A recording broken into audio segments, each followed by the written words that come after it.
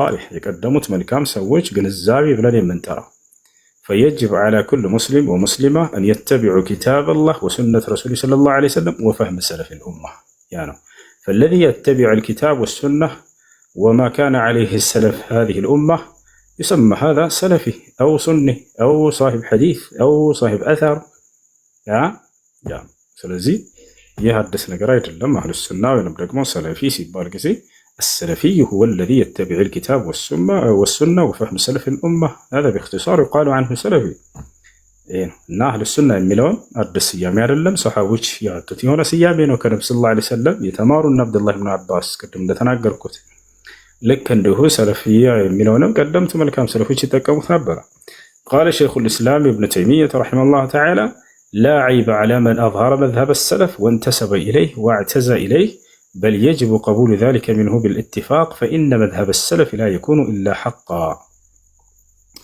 ابن تيمية منالو لا عيب على من أظهر مذهب السلف يسلفوا چن أكاهيد براسو لا ينصبرك سولاي من ما ينتوك أسا يلبت من دام ليودس يقبوا عليه سؤال لمن كتب على قرآن حديثا بصحابوش بتابعيش بتبع التابعين جنزابين ومجنزابون يالو إيسا ليودس لم يقبوا ليوكس لا ليوكس أي يقبوا ما ابن تيمية دام ليودس لم يقبوا عليه سؤال ماشي إمام الذهبي مزافاتشو لاي سير أعلام النبلاء لاي قدمت ملكام سلفوችን ሲያወድሷቸው ጊዜ ከሚያወድሱባቸው ትልቅ ቃል وكان رجلا سلفيا ይሏቸው ነበር በጣም ደግና መልካም ሰለፊ ነበር ብለው ይገልጿቸዋል ያ ከነርሱ በፊት ከነብን ተሚያ በፊት እነ ሐሰን አልበስሪ من كبار التابعين ናቸው የሱሐባ ተማሪዎች ናቸው እነርሱ ሰለፊ የሚለውን ቃል ይጠቀሙት ነበር ምን ነበር ሐሰን አልበስሪ رحمه الله تعالى اصبر نفسك على السنة وقف حيث وقف القوم وقل بما قالوا وكف ما كفوا عنه واسلك سبيل سلفك الصالح يقدموا الملكام سلفوچهن غدانا تكتل ይላል فإنه يسعك ما وسعهم يعني وقال الإمام سفيان الثوري رحمه الله تعالى عليك بآثار من سلف وإن رفضك الناس وإياك وآراء الرجال وإن زخرفوها لك بالقول يالو يناገሩ ነበር ስለዚህ እኔ ሙስሊም ነኝ ቢል ሰውየው እኔ አህለ ሱና ነኝ ቢል እኔ ሰለፊ ነኝ ቢል የተለያየ ነገር ሳይሆን አንድ ነገር ነው እየተናገረ ያለው እኔ ሙስሊም ነኝ ሲል አላህ Subhanahu Wa Ta'ala በብቸኝነት የሚገዛ ሙስሊም ነው እኔ አህለ ሱና ነኝ ሲል እኔ ቁርአንና ሐዲስ ነብዩ ሰለላሁ ዐለይሂ ወሰለም ጎዳና የምከተል ነኝ ይላል እኔ ሰለፊ ነኝ ሲል እኔ ቀደሙትን መልካም ሰለፎች ግንዛቤ የምከተል ነኝ ይላል ይሄን ደግሞ አላህና መልእክተኛ ያዘዙበት ነገር ነው أما الأحباش وجماعة الإخوان والصوفية وغيرهم يعني من الفرق الضالة فإنها ليست من دين الإسلام في شيء وإنما هم من أهل البدع والأهواء يقال لك شكرا ليلى الجمر ماشي እሺ ከዓصر በኋላ አንድ ነበርና ይሄ አርህማን የቁርአን ማዕከል ካወቃችሁት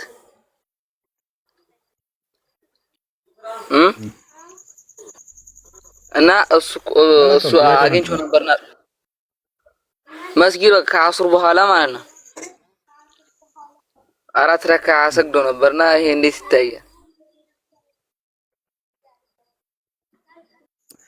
ከዓصر ሶላት በኋላ ባዕድያ ሶላት የለም ነብያችን ሰለላሁ ዐለይሂ ወሰለም ከልክለዋል ነሃ ረሱላህ ሰለላሁ ዐለይሂ ወሰለም ሶላት بعد العصر حتى تغرب الشمس من الحديث አለ የአላህ መልእክተኛ ነብዩ ሰለላሁ ዐለይሂ ወሰለም ከዓصر በኋላ ፀሐይ እስከጠልቅ ድረስ ሱና ሶላት መስገድን ከልክለዋል ነገር ግን ባዕድያ ከሰገደ ሰውየው እሱን ነው የተከለከለው ከዓصር ሶላት በፊት ሱና ሶላቶችን መስገድ ይችላል ሰው 4 ረካ መስገድ ይችላል ነብያችን ሰለላሁ ዐለይሂ ወሰለም ተናግረዋል رحم الله امرأ صلى 4 قبل العصر سلام ከዓصር በፊት 4 ረካ ሱና ሶላት ለሰገደ ሰው አላህ ይዘንለት ብሏል ስለዚህ 2 4 መስገድ ይችላል ያ አልፎት ከሆነ ሰውየው ጊዜ ሳያገኝ ቀርቶ ከሆነ ዋጅቡን ሶላት ዓصርን ከሰገደ በኋላ ያን ያለፈውን በቃ መልክ ቢሰግድ ችግር የለውም ነብዩ ሰለላሁ ዐለይሂ ወሰለም በዚያ መልኩ ሰግደዋል ምናልባት ያን የሰገደ ከሆነ ይቻላል ነብያችን ሰለላሁ ዐለይሂ ወሰለም ያን እንዳደረጉ ቡኻሪ ላይ ሙስሊም ላይ ተዘግቧል ሁለተኛ ልክ እንዲሁ ከሰውየው ወደ መስጂድ ነቢያችን ሰለም አሁን ይሰማል?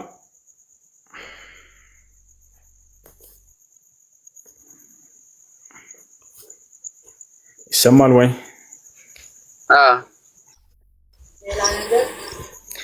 እና ተህiyyatul መስጂድ በየትኛውም ሰዓት መስጊድ ይችላል ከአስር ሶላት በኋላ ቢሆን ነቢያችን ሰለላሁ ዐለይሂ ወሰለም إذا دخل أحدكم المسجد فلا يقعدن حتى يصلي ركعتين ስላሉ አንዳችሁ ወደ መስጂድ ከገባ ሁለት ረካዓ ሱና ሶላትን ሳይሰግድ እንዳይቀመጥ ብለዋል። ያንንም መስገድ ይችላል፣ ችግር የለውም። ልክ እንዲሁ ሶላት الاستخارة ليس له وقت محدد በዚህ ጊዜ ስገዱ ተብሎ የተነገረበት ቦታ የለም። ስለዚህ ሶላት الاستخارة ሰው በየትኛውም ሰዓት መስገድ ይችላል። እሱ ልክ እንዲሁ ዑምራ እያደረገ እያለ ጧፍ አድርጎ እንደጨረሰ መቃሙ ኢብራሂም ላይ ሁለት ረካዓ ይሰግዳል አይደል? ሱና ሶላት ያንን ሶላት ልክ እንዲሁ ከአስር ሶላት በኋላ ቢጀምር ጧፉንና እሱን ቢያጠናቅቅ ወዲያው ያንን ሱና ሶላት ቢሰግድ ችግር የለውም። ነገር ግን ከአስር በኋላ ባዕድያ ብሎ ከሆነ አራት ረካዓ እየሰገደው እርሱ አይቻልም። ነብዩ ሰለላሁ ዐለይሂ ወሰለም ከአስር ሶላት በኋላ ባዕድያ ሶላት መስገድን ከልክለዋል። ነሃ ረሱሉላህ ሰለላሁ ዐለይሂ ወሰለም አስ-ሶላት በዕደ አል-ዐስር ሐታ ተግሩበ አሽ-ሸምስ። የአላህ መልእክተኛ ነብዩ ሰለላሁ ዐለይሂ ወሰለም ከአስር ሶላት በኋላ ፀሐይ እስክትጠልቅ ድረስ ሱና ሶላት መስገድን ከልክለዋል። እሺ ቀጥሉ።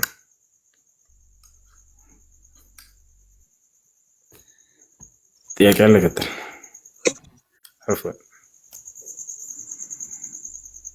ሰላም ነው። እሱ ልጠይቅ ይቻላል? እሺ ጥያቄ ነው። እኔ የምጠይቀው ሁለት ጥያቄ አለ። አንዱን ልጠይቅና አስረዳኛለህ።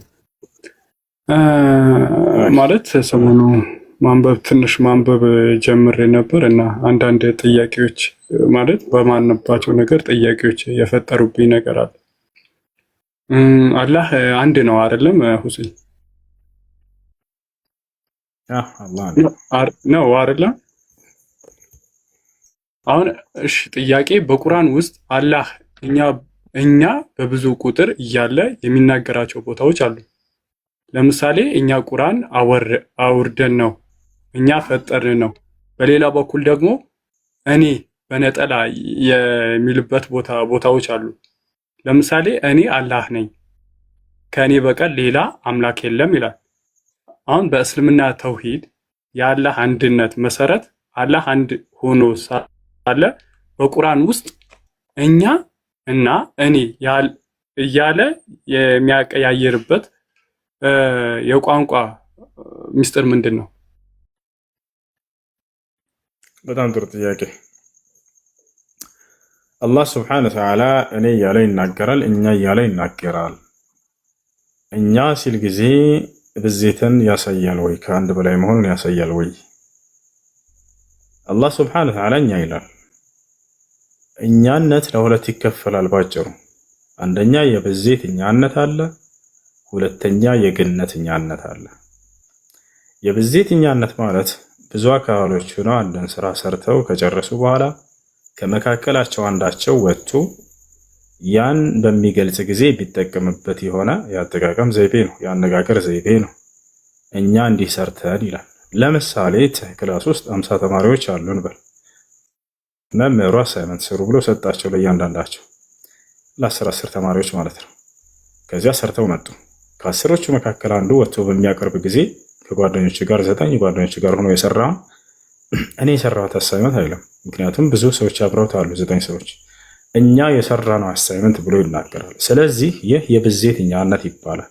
ብዙ አካሎች ሆነው አንድን ስራ ሰርተው ከመካከላቸው አንዳቸው ያን ስራ በሚገልጽ ጊዜ የሚጠቀምበት የሆነ ቃል ነው። ይዛን ይህ የብዜት እኛነት እንለዋለን። ሁለተኛ ደግሞ የግነትና የክብር እኛነት ነው። እርሱ ደግሞ ምንድን ነው? አንድ አካል ብቻ ታላቅና ገናና ስራዎችን ሰርቶ ያንን በሚገልጽ ጊዜ የሚጠቀምበት የሆነ ቃል ነው። እኛ እንዲህ ሰርተን ይላል። ይወጣቸዋል። አሁን ለዚህ ለሁለት እንደሚከፈል እናያለን። በማስረጃ ከፍተን እናያለን። እንደ ቋንቋ እኛ የሚለው ለሁለት እንደሚከፈል የብዜትና የግነት እንደሆኑ ለምን እንደሚውሉ አሁን በተናገርኩት መሰረት ማስረጃዎች ያሳያቸዋለሁ። ታዲያ አላህ ሱብሓነሁ ወተዓላ የትኛውን አስቦበት ነው የብዜቱን ነው የግነቱን ነው የሚለውን ደግሞ እኛ እንደፈለግን አይደለም የምንወስንለት፣ ራሱ ነው ሊነግረን የሚገባው በቁርአኑ ላይ። እስኪ ወደ ቁርአን እንሄድና አሁን በዚህ ሚዛን በዚህ መስፈርት አላህ የብዜትኛነትን አስቦ ነው ወይስ የግነት የሚለውን እንመልከት። የብዜት ነው አይደለም የሚለው መጀመሪያ እሱን እንፈትሽ። ለመሆኑ የብዜትኛነት ነው አላህ ሱብሓነሁ ወተዓላ? አይደለም። ለምን ከተባለ በብዜት አንድ ብቻ እንደሆነ ገልጸዋልና። ማስረጃ ወኢላሁኩም ኢላሁ ዋሂድ፣ እኔ አምላካችሁ አላህ አንድ አምላክ ብቻ ነኝ አለ። እንደዚህ ብሎም ዝም አላለም። ላኢላሃ ኢላሁ ብሎ አጸናው። ከእኔ በስተቀር ሌላ ማንም የለም እያለ ይናገራል። ሌላ ማንም አምላክ የለም እያለ ይናገራል። እሺ ሁለት ሊሆን ይችላል ወይ? ይህንንም አላህ አንስቶ በፍጹም ሁለትም አይደለሁም ብሎታል። የት ከተባለ ሱረቱ ነህል ላይ ወላ ተተኺዙ ኢላሀይን ኢስነይን ኢነማ ሁወ ኢላሁ ዋሂድ ኢያየ ፈርሀቡን አለ። ሁለት አምላክ አድርጋችሁ አትያዙኝ፣ እኔ አንድ አምላክ ብቻ ነኝና እኔንም ብቻ ፈሩኝ አለ። እሺ ሶስትስ ሊሆን ይችላል? ስላሴ ሊሆን ይችላል? ላ በፍጹም። ይህንንም አንስቶ ራሱ አውግዞታል። ቃለ ስብሓነሁ ወተዓላ ወላ ተቁሉ ሰላሳ ኢንተሁ ኸይረን ለኩም ኢነማ አላሁ ኢላሁ ዋሂድ፣ ሶስት አትበሉኝ፣ ከዚህ ከንግግራችሁ ተቆጠቡ፣ እኔ አንድ አምላክ ብቻ ነኝና አለ። ያረግ የቁጥር አይነቶችን ሁሉ እያነሳ በፍጹም እኔ እንደዛ አይደለሁም ብሏል። ታዲያ ስንት ነኝ አለ? አንድ ብቻ ነኝ አለ። ስለዚህ የብዜት ሳይሆን የግነት አንድነት እንደሆነ ከዚህ እንረዳለን። በብዜት በፍጹም ሁለትነት ሶስትነት ከዚያም በላይ እንደሌለው በርካታ ቦታ ላይ ገልጿል። ስለዚህ አላህ ሱብሓነሁ ወተዓላ እርሱ የክብር ባለቤት ነው፣ የልቅና ባለቤት ነው። እነዚህን ገናና ፍጥሮች የፈጠረ አምላክ አላህ ሱብሓነሁ ወተዓላ ግንነቱን ለመግለጽ ነው እኛ እያለ የሚናገረው ማለት ነው። አሁን ለሁለት እንደሚከፈል ይህ እንደ ቋንቋ ላሳያችሁ ማስረጃ ከፍቼ እንመልከት። ከሊመት ነሕኑ ያውና እንግባው እዚህ ጋር ከሊመት ነሕኑ እኛ የሚለው ቃል ለስንት እንደሚከፈል እዚህ እንገባለን።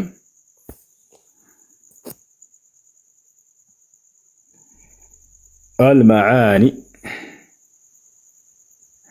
የአረበኛ መዝገበ ቃላት ላይ እንገባለን።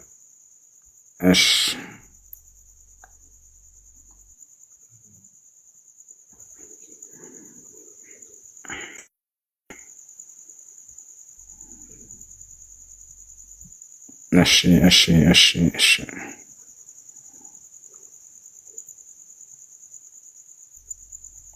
እዚህ ጋር ወደ አማርኛ እስኪ እንቀይራት።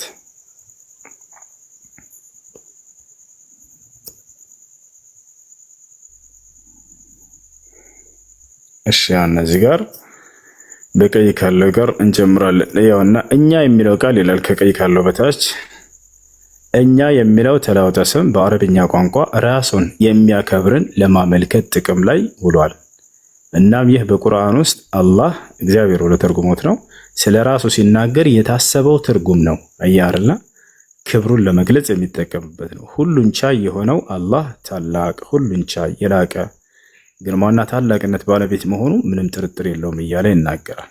ይህ ነው እኛ የሚለው ወይንም ነህኑ ይላል መዝች በአረበኛው ላይ እኛ የሚለው ቃል አንዳንድ ጊዜ በቋንቋው ውስጥ አንድን ሰው በተመሳሳይ አይነት ሰዎች የታጀበ ሲሆን አንድ ሰው በተመሳሳይ አይነት ባይሆንም እንኳ ከረዳቶቹ ጋር አላህ ይራራላቸውና እንዲህ ኢብኑ ተይሚያ የታጀበ ሊሆን ይችላል። ሼክ ኢስላም ተይሚያ እኛ ወይንም እኛ አሻሚዎች መሆናቸው ይታወቃል። ተመሳሳይ አይነት ሰዎች የታጀበ አንድ ሰው ወይንም ተመሳሳይ አይነት ባይሆንም እንኳ ከረዳቶች ጋር የታጀበ አንድ ሰው ወይንም ራሱን ከፍ የሚያደርግና ሌሎች ጋር የሚቆም አንድ ሰው ሊያመለክት ይችላል። ምክንያቱም የተለያዩ ስሞች ስላሉት እያለ ይናገራል።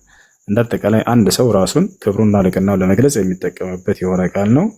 ብዜትንም እንዲሁ ያመለክታል አንዳንዴ። ነገር ግን አላህ ሱብሓነሁ ወተዓላ የትኛውን አስቦበት ነው የሚለውን ለማወቅ የዛኔ ወደ ቁርአን ስንመለስ ጊዜ እርሱ ብዜት እንደሌለው አንድ ብቻ እንደሆነ ይገልጽልናል ማለት ነው። እሺ ይህን ይመስላል። እዚህ ጋር እንትናላለንም እንጂ በደንብ ያብራራላችሁ ነበረ። ይህ አሁን ያሳየዋችሁ በቂ ነው። አንድ አካል ብቻውን ክብሩና ልቅናውን ለመግለጽ ይጠቀምበታል። እሺ እዚህ ጋር እስኪ እንሞክር። ሌላ ላሳያችሁ የቋንቋ መፍቻ ላይ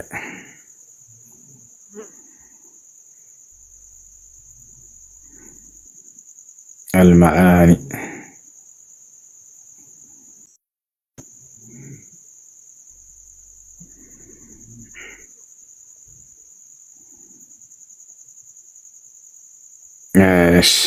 كلمة نحن هي ضمير رفع منفصل للمتكلم يستخدم للدلالة على الجماعة والاثنين المذكرون وقد يستخدم للفرد بقصد التعظيم يا الناس قال هيك قالنا كزي جمرن كوبي نادرقونا ودا أمارنيا لكير الله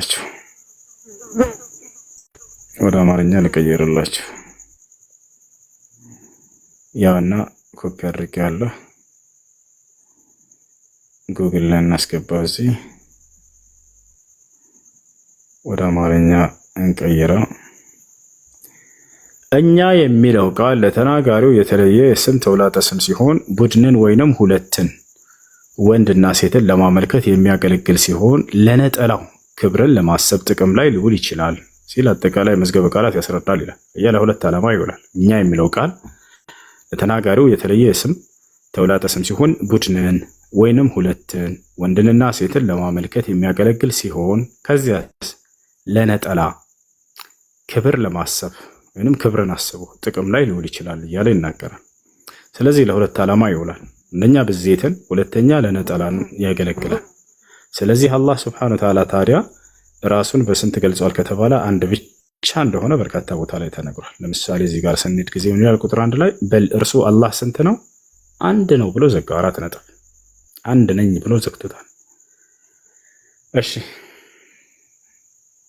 ኦኬ፣ ለክብር ነው ማለት ነው። እኛን የሚለውን ለክብር ነው ማለት ነው። ክብርና ልቅና ለመግለጽ እንጂ ብዜት እንደሌለው በርካታ ቦታ ይገልጻል። አንድ ብቻ። ኦኬ ሁሲ፣ እሺ አመሰግናለሁ። ልድገም ወይስ ጥያቄ? እሺ ቁርአን በረመዳን ወር በላይታል ቀድር በአንድ ምሽት ወረደ ይባላል። በሌላ በኩል ደግሞ ለነብይ የተወረደው በ23 ዓመት ውስጥ ተከፍሎ ነው ይባላል። የእነዚህ አሁን ልዩነቱ እንዴት ይታያል?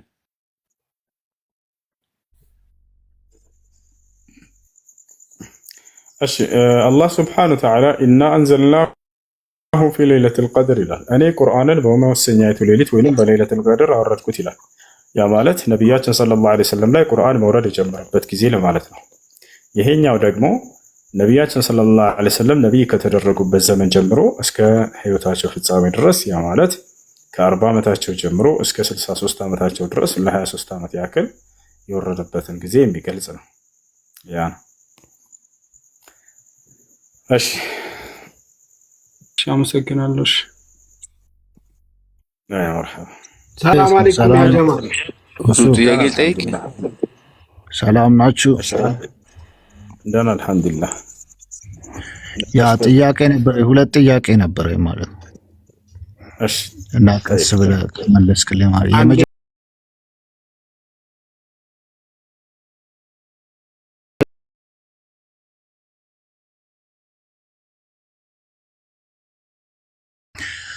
ማድረግ አይፈቀድም። አላህ ሌላ ቋንቋ አይሰማም ከአረብኛ ሌላ?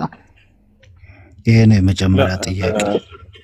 በጣም ጥሩ። አላህ ሱብሓነሁ ወተዓላ የቋንቋዎች ሁሉ ባለቤትና ፈጣሪ ነው፣ ሁሉንም ያውቃቸዋል።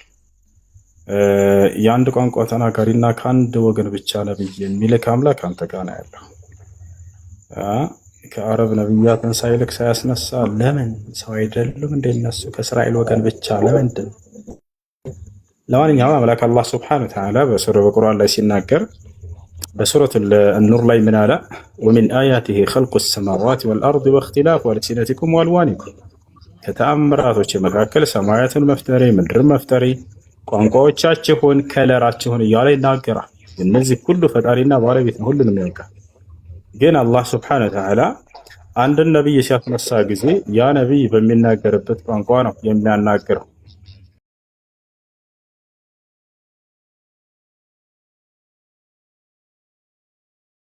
ተናጋሪ ነበሩ። ኢትዮጵያ ላይ አማርኛ ተናጋሪ ነብይ ቢሆን አማርኛ ቋንቋ ነው አምላክ አላህ የሚያናግረው።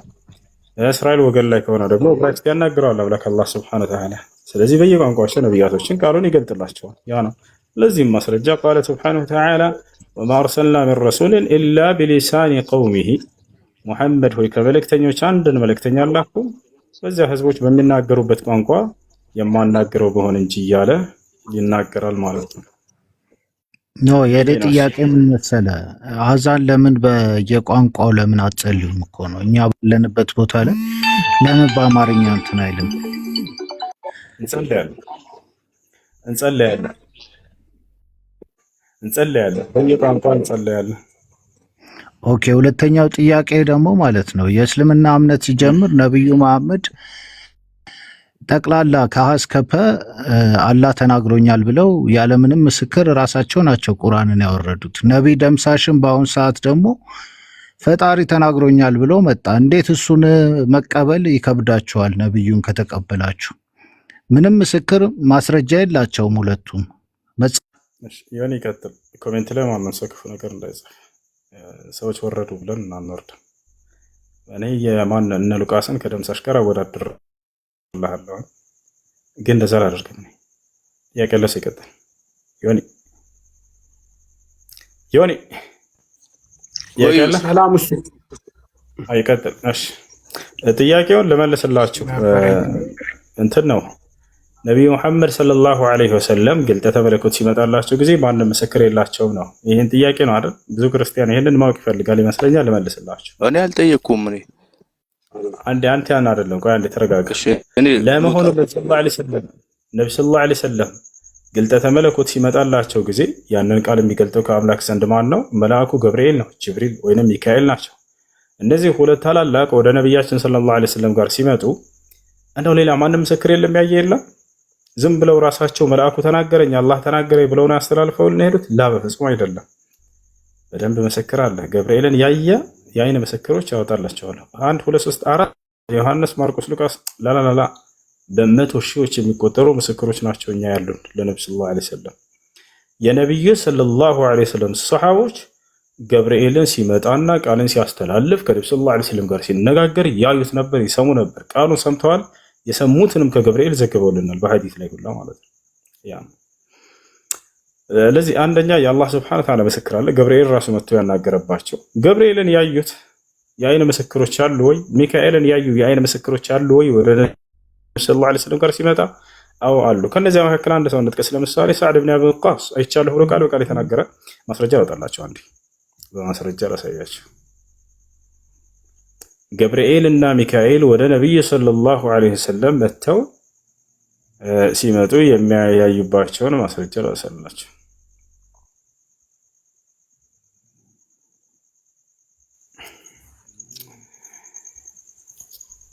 እሺ ያውና እዚህ ጋር ምንጩን ያዙት። ሰሒሁ ሙስሊም 2306 ሰል ቡኻሪ 4054 ላይ ማን ነው ያየው ሰው? ሰዕድ ብን አቢ ወቃስ የአይን ምስክር ያው ምን አለ? ረአይቱ ዐን የሚኒ ረሱሊላህ ሰለላሁ ዐለይሂ ወሰለም ወዐን ሽማሊሂ የውመ ኡሑድ ረጁለይኒ ዐለይሂማ ሲያብ በያድ ማ ረአይቱሁማ ቀብል ወላ በዕድ ያዕኒ ጅብሪል ወሚካኤል ዐለይሂም ሰላም። የኡሁድ ቀን ከነቢዩ ሰለላሁ ዐለይሂ ወሰለም ቀኝና ግራ ጎን ገብርኤልንና ሚካኤልን አየኋቸው ብሎ ቃል በቃል ይናገራል። ያው ወደ አማርኛ አልቀይርላችሁ፣ ወደ አማርኛ እንቀይር። ያው እሺ ምን ይላል?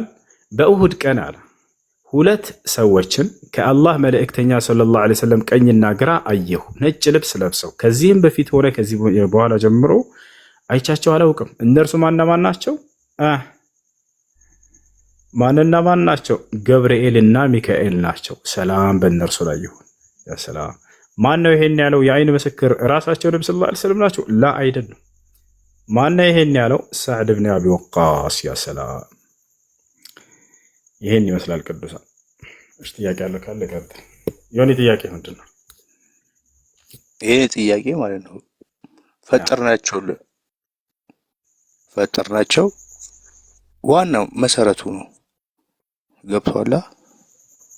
ለምሳሌ ፈጠርኳቸው አይደለም። በዚህም እኮ ምሳሌ እሰጥሃለሁ። በዚህ ማውን ባልከው እሰጥሃለሁ። ለምሳሌ ማንም ያየው የለም ነበር የሚል እስከ ዛሬ አንተ እስካወራው ድረስ የለም። ወሱ እስካሁን እኮ አከራካሪ ይሄ እኮ ነው። የለም እስካሁን አሁን ይሄ ሀሳብ ከሆነ እሺ፣ ሀሳብ ከሆነ ደግሞ በዚህ ላውራ። ማንም ያየው ነበር የለም፣ ብቻውን ነበር ከዋሻ ስር የሚወጣው ምናምን ይባላል። ቡካሪስ ለምሳሌ ምንድነው በነቢዩ መሐመድ ሰዓት የነበር ሰው ነው ቡኻሪ ማለት ነው። ጨረስክ? አይ ቡኻሪ የለም እኮ የዛን ሰው 200 ዓመት ከሳቸው ቆይቶ የመጣ ሰው እንዴት አየህ ትለኛለህ? ያን ደግሞ ከዛ ደግሞ ፈጠርናቸው የሚለው እኮ መሰረት ነው። ቡኻሪ አየ መቻልልኛል ሰዕድ ብን አቢ ወቃስ ነው ያለው። ካላየ ታዲያ ሰዕድ ብን አቢ ወቃስ እሺ ሰዕድ ብን አቢ ወቃስ ነው በእርሳቸው ዘመን ጠይቃለሁ። አዳም እንጂ ታዲያ እሺ አሁን አየሁኝ ብሎ የተናገረው ገብርኤልን እና ሚካኤልን ከነብዩ ሰለላሁ ዐለይሂ ወሰለም ግን ቡኻሪ አይደለም። ሰዕድ ብን አቢ ወቃስ ያሳየው አላሳየው ያ ከነብዩ ሰለላሁ ዐለይሂ ወሰለም ጎን አየህ የሚለው ያው ሰዕድ ብን ወቃስ የሚልክታየው ሰዕድ ብን አቢ ወቃስ። ይህ ደግሞ በነብዩ ሰለላሁ ዐለይሂ ወሰለም ዘመን የነበረ ሱሐባ ነው። ከነብዩ ሰለላሁ ዐለይሂ ወሰለም ጎን አየኋቸው እያለ የሚናገር ነው። ያ ነው። እሺ ይሄም አንድ ነገር ነው። ይሄም አንድ ጥሩ ነገር ነው። ሉቃስ እና ማርቆስ ኢየሱስ ክርስቶስን አይተውታል። በወቅቱ የነበሩ ሰዎች ናቸው። ምናልባት 20 ዓመት 30 ዓመት ማስረጃ የሰሙ ያዩ ናቸው። ማስረጃ መጽሐፍ እንደሌለኝ ታውቃለህ። ግዙልኝ መጽሐፍ። ልጠይቅህ ደግሞ ሌላ ጥያቄ ልጠይቅህ አንተ በምታመጣው። አመሰግናለሁ። እንደዚህ ስትጠይቀኝ ደስ ይለኛል። ለምሳሌ ፈጠርናቸው ምን ማለት ነው? አንተ ለክብር ለምናምን ትላለህ። ዋናው ክብር ምን ላይ ነው? ፈጠርናቸው ነው። አላህ ከፈጠራቸው አላህ ፈጠርኳቸው ማለት ይችላል እኮ። 3ም ነው 4ም ነው ምናምን ለምን ይባላል? እስቲ አሁን በክርስቲያን ደግሞ ሲሆን 3 ሰዎች ፈጠራችሁ ምናምን እናንተ ጋርም እኮ ፈጠርናችሁ የሚል አለ እኮ።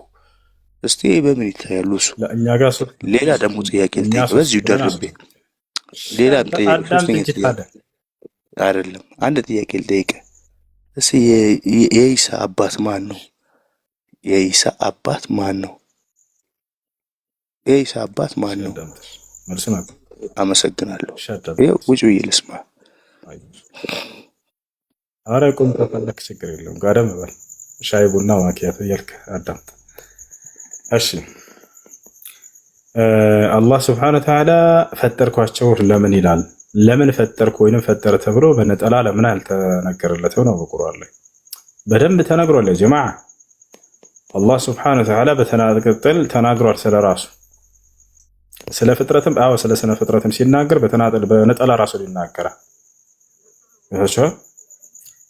ያ አዩሃ ናስ እተቁ ረበኩም አለዚ ኸለቀኩም ሚን ነፍስ ዋሂዳ፣ እናንተ ሰዎች ሆይ እኔን ጌታችሁን አላህን ፍሩኝ፣ ከአንዲት ነፍስ የፈጠርኳችሁ የሆንኩኝ እያለ ተናገረ። የፈጠርኳችሁ የሆንኩ እያለ ይናገራል። ኸለቀኩም ሚን ነፍስ ዋሂደትን ወጀዐለ ሚንሃ ዘውጀሃ እያለ ይናገራል። ከአንዲት ነፍስም ፈጠራችሁ። ኸለቀ ሰማዋት ቢገይሪ ዐመድን ተረውነሃ፣ ሰማያትንም ልክ እንደምታዩት ያለ ምሰሶ የፈጠረ የሆነ እያለ በተናጠል በርካታ ቦታ ላይ አላህ ሱብሓነሁ ወተዓላ ራሱን በነጠላ ፈጣሪ እንደሆነ ገልጿል። ያ ነው። ሌላኛው የዒሳ አባት ማን ነው? እኛ አምላካችን አላህ ሱብሓነሁ ወተዓላ ከድንግል ማርያም ማንም ወንድ ሳይነካት ያለ አባት በተአምራዊ መንገድ አላህ ሱብሓነሁ ወተዓላ ፈጠረው ብለን ነው የምናምነው። ምንም አባት የለውም፣ ማንም አባት የለውም። ያ ነው። ነገር ግን በመጽሐፍ ቅዱስ ስንሄድ አባት አለው ኢየሱስ ክርስቶስ። ይህን ታውቃለህ አይደለ? ዮኒሻ እንደ መጽሐፍ ቅዱስ አባት አለ የለውም? ኢየሱስ ክርስቶስ የለውም። እሺ ዮሴፍ ምን ነው ለኢየሱስ ክርስቶስ? ዮሴፍ ጠባቂው ነው፣ አባቱ ነው። ማስረጃ ያሳይ። ክፈተ መጽሐፍ ቅዱስና እኔ ያሳያለሁ። አንተ መጽሐፍ ቅዱስ አይደል እኮ መጽሐፍ ቅዱስ አባቱ እኔ አለኝ። እሺ ከፍትልሃለሁ። አመሰግናለሁ። በቃ አመሰግናለሁ። እሺ ለኢየሱስ ክርስቶስ አባቱ ነው አይደለም? ዮሴፍ በጭራሽ ጠባቂዋ ነው። እጮኛ የሚባል ጠባቂዋ ነው። አይደል? ለማርያም ራሷ ባሏ እንደሆነ ነው፣ እንደ ሚስቱ እንደሆነች ነው የሚገልጸው መጽሐፍ ቅዱስ። ነው አይገልጽም። እጮኛ ብሎ በአማርኛ ተርጉሞላቸው። አሁን ኢየሱስ ክርስቶስን እንጨርስ። ለኢየሱስ ክርስቶስ ማርያም አባትህ ነው ብላ ለኢየሱስ አባቱ ነው ብላ ታምናለች አይደለ? ማርያም ዮሴፍን ለማ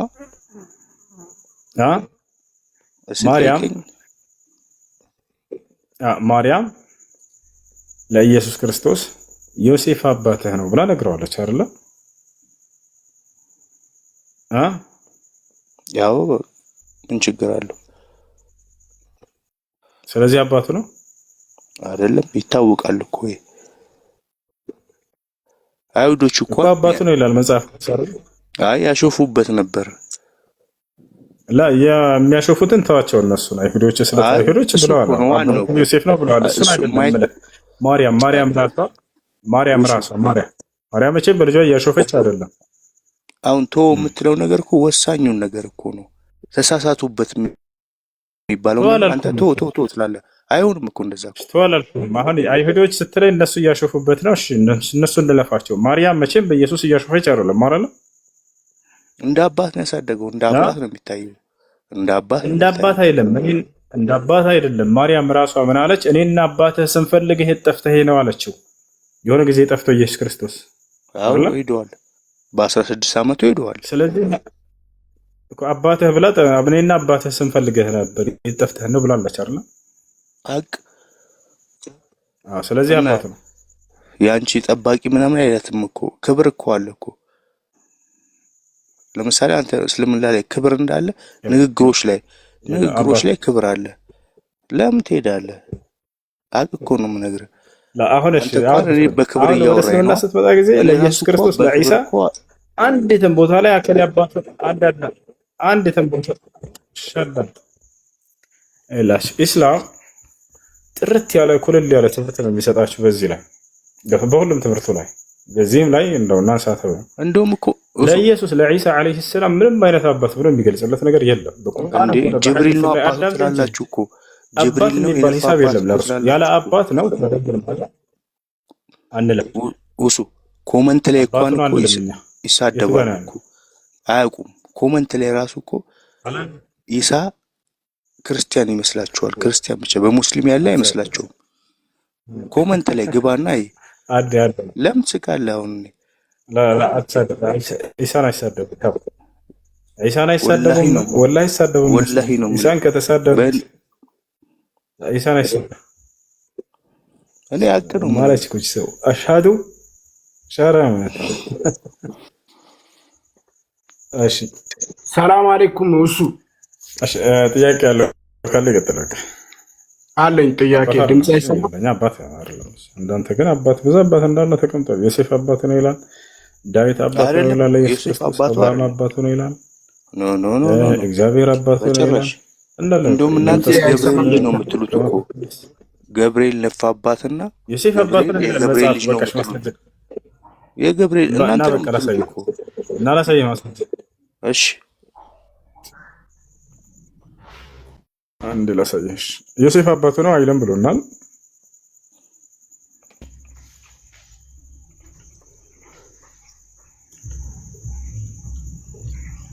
ሰላም አለይኩም ኡስታዝ።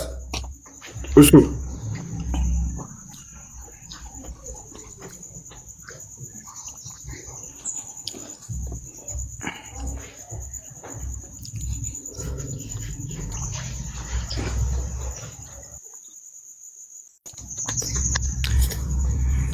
ያውን ድምጤ አይሰማም እንዴ? እሺ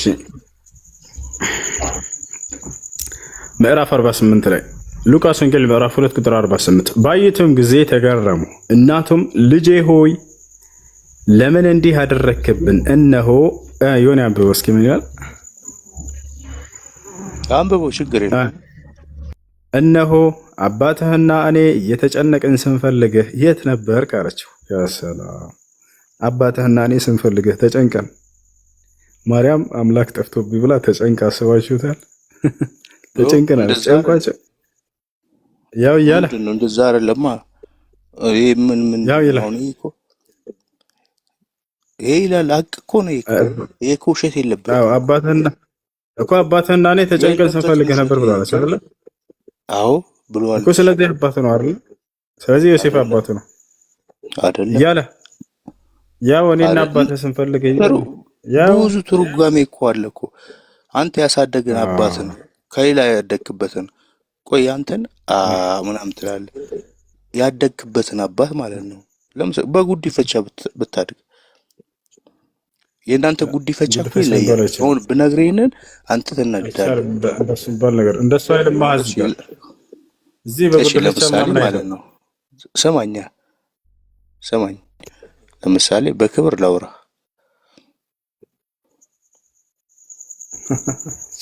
አትንቀልቀል። ረጋ ብለህ እኔም በክብር ላውራ። አይ ለምሳሌ አትንቀልቀል። እሺ ጥያቄ ያለ? ሰላም አለይኩም። አሎ ጥያቄ ያለ? ወአለይኩም ሰላም ወራህመቱላህ። ጥያቄ ነበረኝ መጠየቅ እችላለሁ? ዮኒ ታብታብ አድርግ። የተመጣጣች ይቻላል። እሺ አንዲት ሴት ሀይድ ላይ ሆና በቁርአን ስልክ መቅራት ትችላለች? በዑለሞች መካከል አራት ንግግር አለ በዚህ ጉዳይ ላይ። ባጭሩ ግን ራጅህ አመዛኙ በስልኳ ይዛ መቅራት ትችላለች። لأن الجوال لا يأخذ حكم المصحف የሙስሐፍን የወረቀቱን ቁርአን ሕክም አይዝም እሱ። ስለዚህ ይዛ ብትቀራ ችግር የለውም። ስልኩን በሂፍሷን ብትቀራ እንዲሁም የወረቀቱን ቁርአን በጨርቅ ወይንም በጓንት ይዛ ብትቀራ ችግር የለውም። አላህ ስብሐነሁ ወተዓላ የከለከለው ምንድነው? ቁርአንን በቀጥታ ሙስሐፍን መንካት ነው። ላ የመስሁ ኢላ አልሙጠሐሩን አለ። የተጠራሩ ሰዎች ካልሆነ በስተቀር አይነኩትም አለ። እሺ ጀዛኪላ። እና ደግሞ ሌላም ጥያቄ ነበረኝ። እሺ ቁርአንን ውዱ ማለትም ውዱ ከሌለ መንካት አይቻልም እና ደግሞ አንዳንዶች ደግሞ ጠሃራ ከሆንሽ ውዱ ባይኖር ራሱ ቢነካ ችግር የለውም ዋናው ጠሃራ መሆኑ ይባላልና ውዱ ባይኖርም ብነካው ችግር አለው? አይቻልም። ያለ ውዱ ቁርአንን ሙስሐፍን መንካት አይቻልም። አላህ በቁርአን ላይ ላ የመስሁ ኢላ አልሙጠሐሩን ብሏል። የተጠራሩ ከሰዎች ካልሆነ በስተቀር አይነኩትም ብሏል። ነቢያችን ሰለላሁ ዐለይሂ ወሰለም ወደ የመን ባስላኩት ደብዳቤ ውስጥ ላይ ምን የሚል እንዲጻፍ አዘዋል? ላ የመስል ሙስሐፍ ወል ቁርአን ኢላ ጣሂር፣ ጠሃራ የሆነ ሰው ካልሆነ በስተቀር ቁርአንን እንዳይነካ ብለዋል። ያ ነው። ስለዚህ ጠሃራ የሆነ ሰው ካልሆነ በስተቀር አይነካ። ነገር ግን በጨርቅ ወይንም በጓንት ወይንም በሶፍት ያኒ ቢሃኢል ከማ የቆሉ አህሉል ዒልም በእጃችሁና በቁርአን መካከል በሚለይ በሆነ በጨርቅ ነገር ይዛችሁ ችግር አይኖረው። አስገዳጅ አስፈላጊ ሆኖ ከተገኘ ያንን በዚያ ብታነሱ ችግር የለውም። ሃይ እሺ ሽክራን ጀዛኪላ። ኩሱ ያሁኑ አሁን እሱ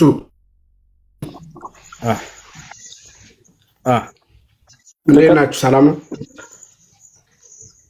ዳኝ አልሐምዱሊላህ አለን አልሐምዱሊላህ። አንድ ሁለት ጥያቄ ነበረኝ። እሱ እሺ ምን ይላል? እሺ የመጀመሪያ ጥያቄ ያ ትንሽ እኔም ሚዲያ ላይ ምናምን በዲኔ ዙሪያ አላስፈላጊ ነገሮች ሳይ ምናምን ነገር ዲኔን ተሳድቦ ቪዲዮ ለሰራ እኔም እየተሳደብኩኝ ነው ያን ሰው ቪዲዮ የምሰራው እና ይሄ ነገር እንዴት ይታያል ማለት ነው? አይቻልም። ኢስላም አጸፋዊ መልስን አያዝም። ቢሳደቡ ስደቧቸው አላለም። ነገር ግን ቢሳደቡ እለፏቸው፣ እንዳልተፈጠረ ምንም ነገር እንዳልሆነ ዘላቸው ሂዱ ነው ያለው አላህ ሱብሓነሁ ወተዓላ። ወኢዛ ሰሚዑ ለግወ አዕረዱ ዐንሁ አለ ወቃሉ ለና አዕማሉና ወለኩም አዕማሉኩም ሰላሙን ዐለይኩም ላ ነብተጊል ጃሂሊን። ትክክለኛ አማኞች አለ ከንቱ የሆነ ንግግር በሰሙ ጊዜ እርሱን ዘወር ብለው ይሄዳሉ አለ። ለእኛ ስራችን አለን ለእናንተም ስራችሁ አለላችሁ፣ እኛ መሃይማኖችን አንፈልግም ብለው ከእነርሱ ጋር አንሳፈትም ብለው ጥለዋቸው ይሄዳሉ ነው በቃ። والله سبحانه وتعالى بالقرآن ላይ ሲናገር ولا تستوي الحسنة ولا السيئة ادفع بالتي هي أحسن ይላል። መጥፎ ጸባይና ጥሩ ጸባይ እኩል ሊሆን አይችልም አለ አላህ። መጥፎ ጸባይ ይዞባቸው የመጣን ሰው እናንተ በጥሩ ጸባይ መልሱት አለ። ያ ነው የሙስሊም ባህሪ። ነቢያችን ሰለላሁ ዐለይሂ ወሰለም ولا تسبن أحدا አሉ። አንድንም ሰው ቢሆን እንኳን እንዳትሰደብ ብለው ተናገሩ። ስለዚህ መሳደብ አይቻልም። እነሱ እየሰደቡ ልትሉ ትችላላችሁ። እነሁም ለይሱ ቁድወተን ለኩም፣ እነርሱ የእናንተ ራእይ አይደሉም። የእናንተ ራእይ ነብዩ ሰለላሁ ዐለይሂ ወሰለም ናቸው። ሰው በወረደበት ቦታ እናንተ አትውረዱ። ገብታችኋል? ነቢያችን ሰለላሁ ዐለይሂ ወሰለም ከልክለዋል እንዲህ አይነት ነገር። ነቢያችን ሰለላሁ ዐለይሂ ወሰለም ትልቁ ባህሪያቸው ምን ነበር? በጣም ከሚታወቁበት እናታችን አይሻ ስትናገር ቃለት ኡሙል ሙእሚኒን አይሻ ረዲየላሁ ዐንሃ ማ ካነ ነቢዩ ሰለላሁ ዐለይሂ ወሰለም የሩዱ ሰይአተ ቢሰይአ ወላኪን ካነ ያዕፉ ወየስፈሕ አለች። የአላህ መልእክተኛ ነቢ ሰለላሁ ዐለይሂ ወሰለም ክፉን በክፉ አይመልሱም ነበር፣ ይልቁንስ ክፉን በደግ በይቅርታ ይመልሱ ነበር አለች። ነቢያችን ሰለላሁ ዐለይሂ ወሰለም ተሰድበው ምን ተብለው ምናምን ለራሳቸው አጸፋዊ ምላሽ መልሰው ተበቅለው አያውቁም። ቃለት ኡሙል ሙእሚኒን አይሻ ረዲየላሁ ዐንሃ ማ ካነ ነቢዩ ሰለላሁ ዐለይሂ ወሰለም የንተቂሙ ሊነፍሲህ አው የግደቡ ሊነፍሲህ ኢነማ ኢዘ እንቱሂከት ሑሩማቱላህ። የአላህ መልእክተኛ ነቢ ሰለላሁ ዐለይሂ ወሰለም ስለ ራሳቸው ተበቅለው አያውቁም አለች። ስለ ራሳቸው ተቆጥተው አያውቁም። ነገር ግን የአላህ ሕግ ሲታለፍ ነበር፣ የዛኔ ደም ይለብሳሉ ማለት ይቆጣሉ።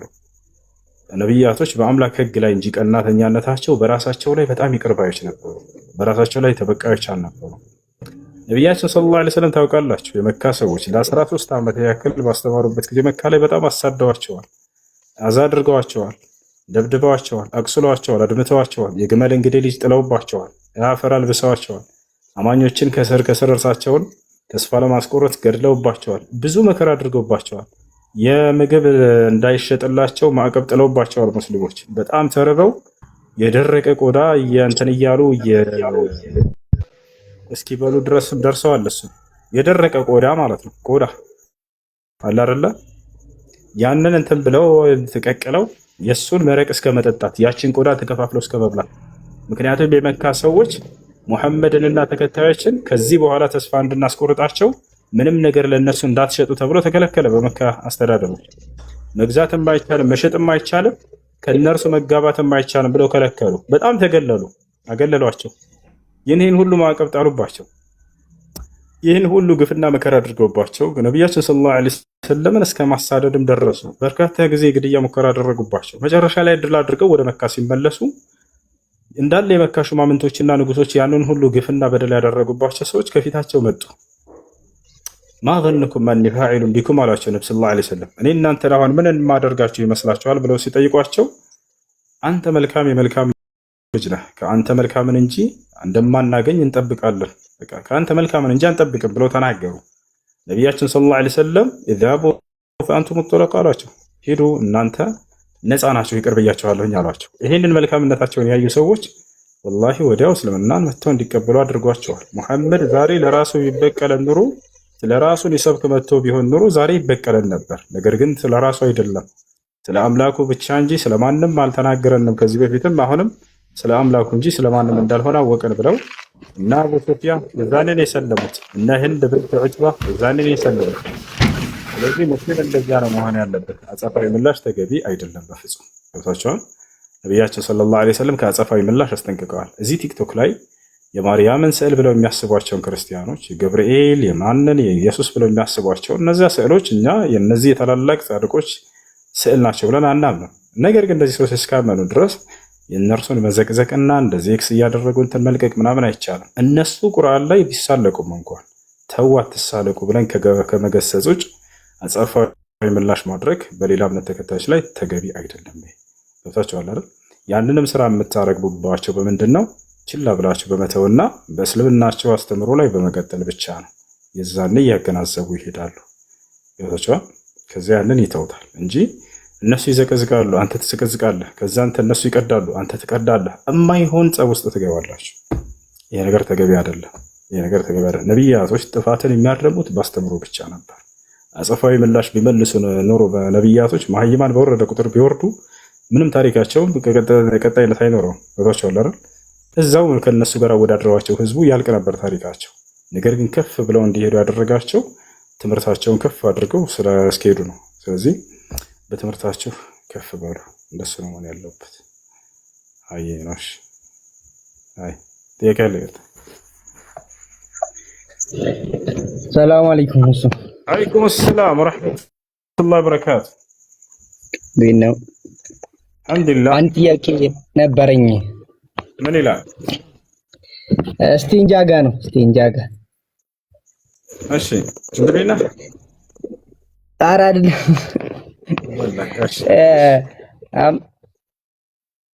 ምሳሌ አሁን እስቲንጃ በውል በውዬ ከዛ ዙሁር ያን ሳላዳርቅ ዙሁር ደርሶ ረስቸው ብሰግድ ሶላት ይቆጠርልኛል አይቆጠርልኝም? በትክክል እስትጅማር እስካደረግክ ድረስ እስትጅማር እና እስቲንጃ አለ። እስትጅማር ብሎ ማለት በደረቅ ነገራቶች በሶፍት ወይም በድንጋይ ወይም በቅጠል የምታዳርቅበት ስርዓት ሲሆን እስቲንጃ ብሎ ማለት በውሃ የምታዳርቅበት ስርዓት ነው። ስለዚህ በሁለቱም ማድረግ ይቻላል። በላጩ ግን ሁለቱንም መጠቀም ነው። በሶፍት አዳርቀህ ከዚያ ውሃ ማስከተል እስትጅማር እና እስቲንጃ ማድረግ። ነገር ግን ሰውየው በትክክል እስካዳረቀ ድረስ በሶፍት ቢያዳርቅና ቢጨርስ ችግር የለውም። በላጩ ግን ውሃን መጠቀም ነው። ውሃ ለንጽህና እጅግ በጣም የተሻለ ነውና ከሶፍቱ ይልቅ።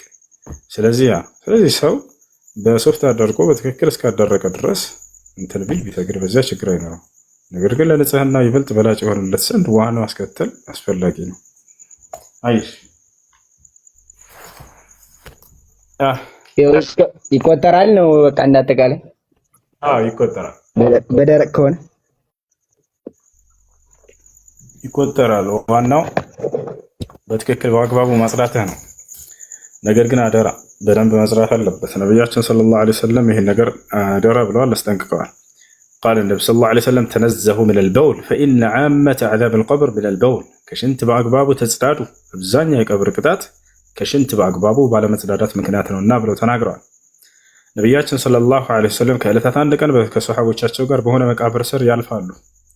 እያለፉ እያለ ነቢያችን ሰለላሁ ዐለይሂ ወሰለም ከሆነ መቃብር ስር ገለል አሉና ሁለት መቃብሮች ቅጠልን ቆረጥ አደረጉና ለሁለት ከፍለው አንደኛውን ቅጠል አንደኛው መቃብር ላይ፣ አንደኛውን ቀንሰል አንደኛው መቃብር ላይ ያስቀመጡ።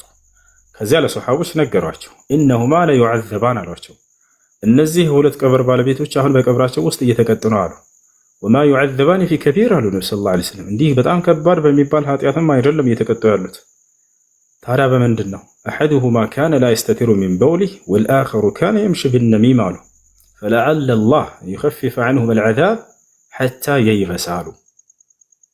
አንደኛው እየተቀጣ ያለው ከሽንት በአግባቡ ባለመጽዳዳቱ ምክንያት ነበር። እስቲንጃ ሲያደርጋሉ ካነ ላ የስተቲሩ ሚን በውሊህ ከሽንት በአግባቡ አይጸዳዳም ነበር። አይታችኋል። አንዳንድ ሰው ሸና ያደርግና በቁሙ ብሎ ከነ ልብሱ ላይ እየተረጨ ምናምን ጣጣ የለውም። አንዳንዱ ደግሞ ዝም ብሎ ራገፍ ከሽንት በአግባቡ አይጸዳዳም። ይሄ ጥሩ አይደለም። ይሄን ነገር ነብዩ ሰለላሁ ዐለይሂ ወሰለም በጣም አስጠንቅቀዋል። ሰው እስቲንጃ ካደረገ በስነ ስርዓት ማድረግ አለበት። በስነ ስርዓት ከነዛ ሰው መጽዳት አለበት። በህመም ምክንያት ራሳቸውን መቆጣጠር የማይችሉ ሰዎችን አይመለከትም። እነሱ ዑዝር አላቸው፣ ምክንያት አላቸው። እየቻለ ግን ንጽህናን የማይጠብቅን ሰው አስመልክቶ ነው። ሁለተኛው እየተቀጣ ያለው በምን ምክንያት ነው? ወልአኸሩ ካነ የምሺ ቢነሚማ ሌላኛው ደግሞ ነገርን ያዋስድ ነበር አሉ። ነገርን ያዋስድ ነበር፣ ይወስድ ነበር ከአንዱ ወደ ሌላው። አነሚማ ሁወ ነቅሉል ከላም በይነ ናስ ቢቀስድ ልኢፍሳድ በይነሁማ። ነሚማ ወይም ነገረኝነት ብሎ ማለት ከሰዎች ወደ ሰዎች ነገርን የሚያመላልስ ሀሳቡ ምን ሆኑ ዓላማው በመካከላቸው ጥልን ለመፍጠር ብሎ አስቡ። እርቅን ለመፍጠር ከሆነ ይሄ ችግር አይኖረው። ለምሳሌ ከሰዎች መልካም ንግግርን ወደዛኛው ቢወስድ፣ ሁለት ጓደኛሞች ተጣሉ ልበል፣ አንደኛው ስለ ሌላኛው መልካም ቢያወራ የዚህን ንግግር ወስጄ ለሌላኛው ያንን መልካም ነገር ብነግረው ለማስታረቅ ይሄ ችግር የለው። ነገር ግን ማጣላትን አስቡ። ክፉን ነገር ከአንዱ ወደ ሌላው እንዲህ ሲል ሰምቼዋለሁ ስላንተ እንዲህ አለችሽ እኮ ሰማሽ? ያ ኢላሂ ይሄ በጣም ከባድ የሆነ ኃጢአት ነው። ከባድ የሆነ ኃጢአት ነው በሰዎች መካከል ለማጣላት ብሎ ነገርን ማዋሰድ። እነማሙ ላ የድኹሉል ጀና አሉ ነብዩ